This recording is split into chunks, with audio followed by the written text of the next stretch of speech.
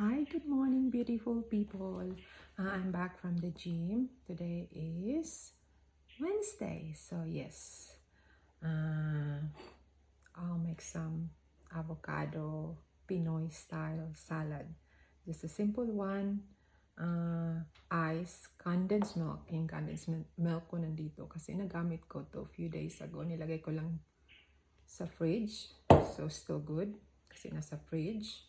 And then, this morning, yung asawa ko, ginamit rin yung avocado. So, I have to get another one.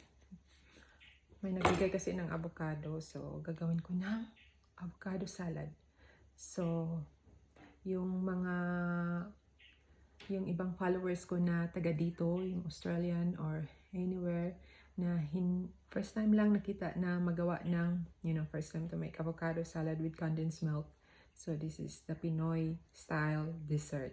So, ito yung paborito ko when I was little. Ito yung paborito ko yung sa Pilipinas pa ako. Ito talaga yung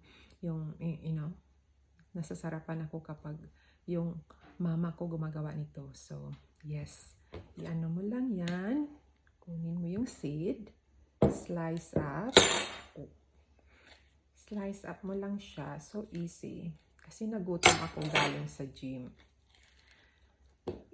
Kapag maginaw, always ka talagang gutom. So,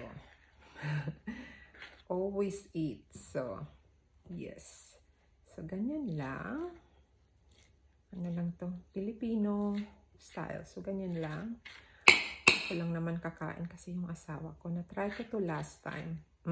Ayaw niya kasi sa toast lang daw tong avocado. Bakit daw lagyan ng dessert ng condensed milk? So, ito yung condensed milk ko. Oh my gosh. Ang tigas kasi nasa fridge. Anong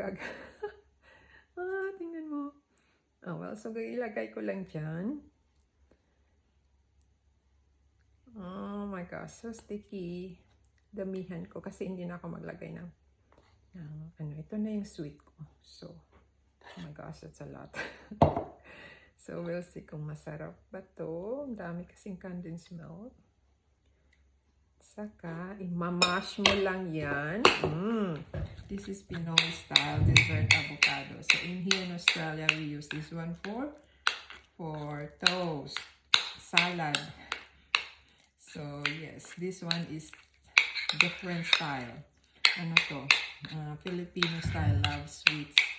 Oh my gosh, that's so good. Tingnan mo. Lagyan ko ng ice para masarap. Pero yung avocado ko, overnight nakalagay sa fridge. So, na rin yun. So, tingnan mo yan. Lagyan ko ng konting tubig. Just a little bit. Konti lang. Pero medyo siya. Saucy. Oh, yum. Na-miss ko to. Tingnan mo.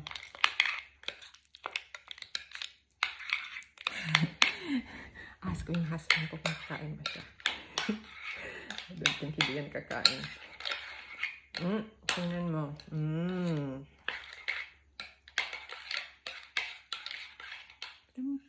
Ano ka nga?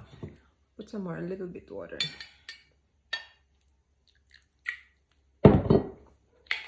Ito yung snacks ko. Time check is 10:40. Yes, lunch. So, I think we have early lunch kasi alis yung asawa ko. Try natin.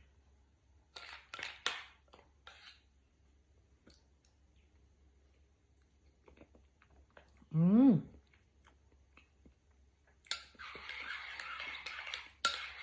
like more a little bit liquid kasi mapifeel mo yung talaga, yung maliit pa ako, yung style na Filipino style na ganito. Tama lang yung tamis.